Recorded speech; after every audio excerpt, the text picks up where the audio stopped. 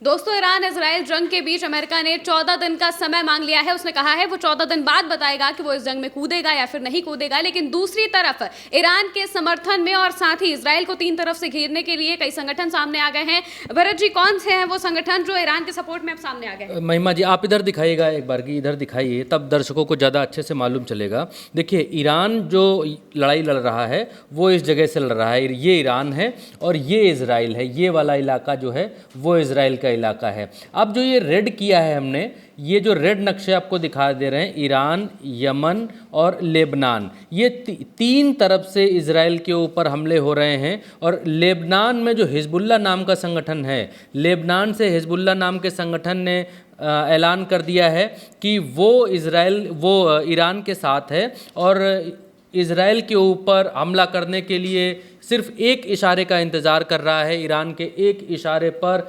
Israel के ऊपर Lebanon में जो यहाँ पर हिजबुल्लाह नाम का संगठन बैठा है, प्रॉक्सी संगठन जो ईरान का है, वो इसके ऊपर हमला करने के लिए तैयार है। सीरिया भी सॉफ्ट हृदय से है, अभी उसको बीच में है कि युद्ध नहीं करना चाहिए वाली पोजीशन में है। और ये जो गाज़ा वाला इलाका, फ़िलिस्तीन वाला इलाका आप देख रहे हैं, यहाँ से हमास पहले से ही इजराइल के ऊपर हमला करने के लिए तैयार है और इजराइल और हमास की ही इससे पहले लड़ाई हुई है। अब एक चीज़ और आप देखिए कि यमन में जो हूती संगठन है, जो प्रॉक्सी संगठन ईरान का है इस देश में, यमन से भी सबसे बड़ा इस समय सहयोग मिल रहा है ईरान को। और जब यहाँ से मिसाइलें जा रही हैं और आसमान में जो मिसाइलें दिखाई देती हैं इजराइल के ऊपर गिरती हुई, सबसे ज़्यादा जो जश्न मनाया जा रहा है वो यमन में मनाया जा रहा है। यमन के लोग जश्न मनाते हैं जब भी ईरान से मिसाइलों का दस्ता या मिसाइलों का बंच, क्योंकि मिसाइल सिर्फ एक नहीं मारी जा रही हैं, कई मिसाइल एक साथ मारी जा रही हैं।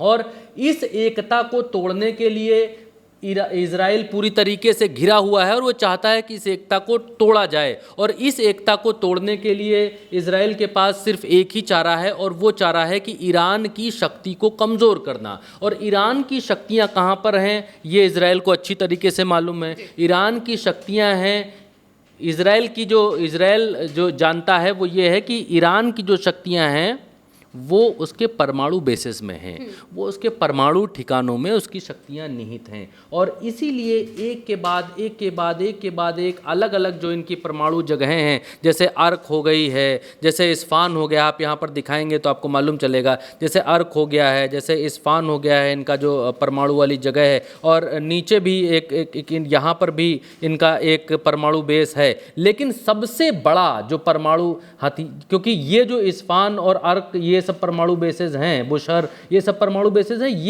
इन परमाणु बेसेस से बिजली बनती है। लेकिन ये जो हम आपको दिखा रहे हैं, फोर्डो नाम का इनका जो परमाणु बेस है, पहाड़ी के नीचे है, इस बेस को उड़ाने के लिए छींके आ रही हैं इजराइल को। और इजराइल ये चाहता है कि इस बेस को किसी भी कीमत पर उड़ाया जाए। आप जब नक्शे में देखेंगे तो मालूम चलेगा, ईरान के बिल्कुल बीचों बीच में ये फोर्डो नाम का इनका परमाणु बेस है। और ये दिखाई कैसे देता है वो भी आपको एक बार की देखना चाहिए। ये फोर्डो न्यूक्लियर साइट है और ये न्यूक्लियर साइट है कहां पर? ईरान में, यहां पर, जहां पर हम आपको लेकर चलते हैं।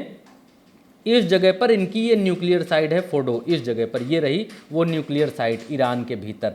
अब ये जो फोर्डो साइट है ये नज़दीक से दिखाई देती है ऐसे, मीन्स कि एक पहाड़ी है और उस पहाड़ी के नीचे 300 मीटर नीचे एक बंकर बना हुआ है। और यहाँ पर जाने के लिए 5 सुरंगें काट कर बनाई गई हैं। उन सुरंगों के ज़रिए है आप 300 मीटर ज़मीन के अंदर जाएंगे, तब जाकर इस साइट तक पहुंच पाएंगे। और इस साइट तक पहुंचने के लिए पहले ये हुआ कि बंकर बस्टर जो बम है, अमेरिका ने बोला कि हमारे पास, अभी कुछ दिन पहले जो ट्रंप ने बयान दिया था कि हमारे पास ईरान से ज़्यादा तकनीक है, ईरान से ज़्यादा अच्छे बम हैं, अच्छे मिसाइलें हैं, हमको मालूम है खेमनई कहाँ पर छुपे हैं। वो इसी बात का अंदाज़ा लगा रहे थे, जो यूएस की तरफ से जो अंदाज़ा लगाया जा रहा था वो यही अंदाज़ा था कि जो खेमनई हैं वो फोर्डो की पहाड़ियों में कहीं पर छुपे हुए हैं, जबकि फोर्डो में इनका बेस है। और इस बेस को उड़ाने के लिए अमेरिका इस बात को कह रहा था कि हमारे पास ज़्यादा उन्नत हथियार है और हम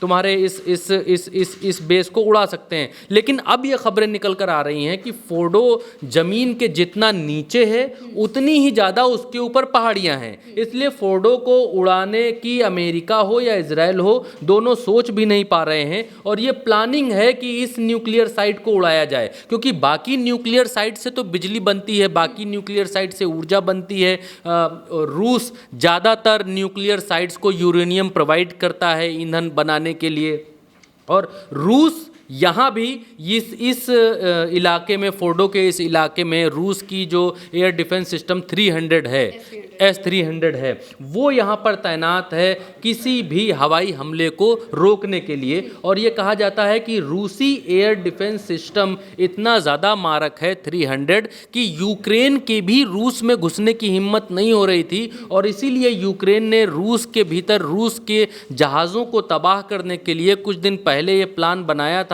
और ट्रकों में वो भर भर कर ड्रोन्स लेकर गए थे, और तब जाकर उनकी साइटों पर, उनके बेसिस पर, मिलिट्री बेसिस पर हमला किया था, क्योंकि वहाँ पर रूस का S-300 डिफेंस सिस्टम तैनात था। इसलिए रूस के ऊपर, आपने अभी तक ये तस्वीरें नहीं देखी होंगी कि यूक्रेन ने रूस के ऊपर हमला किया और रूस जो है इजराइल की तरह टूटा फूटा पड़ा है। रूस में इमारतें बिखरी पड़ी हैं, जिस तरीके से तेल अवीव में बिखरी पड़ी हैं, जिस तरीके से 7 दिन में इजराइल के तेल अवीव को ईरान ने खंडहर बना दिया है, गाजा बना दिया है, उस तरीके का आपने यूक्रेन और रूस की लड़ाई में नहीं देखा होगा कि यूक्रेन ने रूस को खंडहर बना दिया हो। क्यों?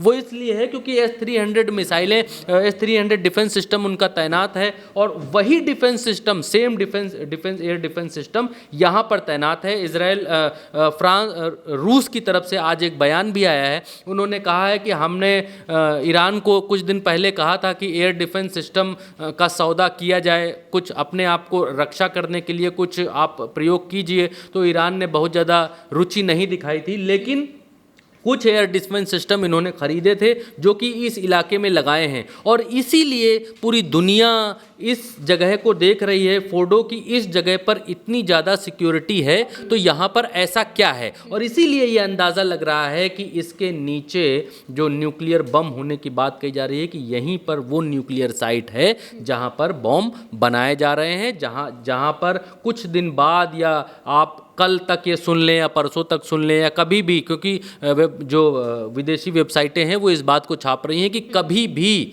ईरान न्यूक्लियर परीक्षण कर सकता है, कभी भी न्यूक्लियर बम का परीक्षण इसी युद्ध के बीच में भी कर सकता है। और जो परमाणु, अंतर्राष्ट्रीय परमाणु ऊर्जा वाली एजेंसी है, वो भी इस बात को कह रही है कि ईरान के पास में न्यूक्लियर बनाने लायक यूरेनियम जमा हो चुका है। उनके पास 90% यूरेनियम जमा, किसी भी देश में इतना यूरेनियम कोई भी देश बिजली बनाने के लिए जमा नहीं करता है जितना इन लोगों ने जमा किया है। तो शायद ये लोग परमाणु बम की टेस्टिंग करने जा रहे हैं, और यही सुनकर इजराइल की जो है रातों की नींद हराम हो गई, और उसने आक्रमण कर दिया कि हाय दादा, अगर ये परमाणु बम बना लेंगे तो फिर हम कहाँ जाएंगे, हमको तो ये लोग रहने नहीं देंगे, हमने तो इतना अत्याचार करके रखा है, इतना गाजा के ऊपर, फिलिस्तीन के ऊपर, वेस्ट बैंक के ऊपर इतना अत्याचार करके रखा है, इतने सारे मुस्लिम देशों से लड़ाई ले रखी है। सारे मुस्लिम देश हमसे बोलते इसीलिए नहीं क्योंकि हमारे पास परमाणु है, उनके पास परमाणु है नहीं, हमारे पास अमेरिका है, उनके साथ अमेरिका खुले तौर पर है नहीं, और अगर ईरान जैसे देश के पास परमाणु आ जाता है तब तो अमेरिका की और इजराइल की किसी की चलने वाली नहीं है। और इसीलिए सबसे ज़्यादा चर्चा में दिखाइएगा,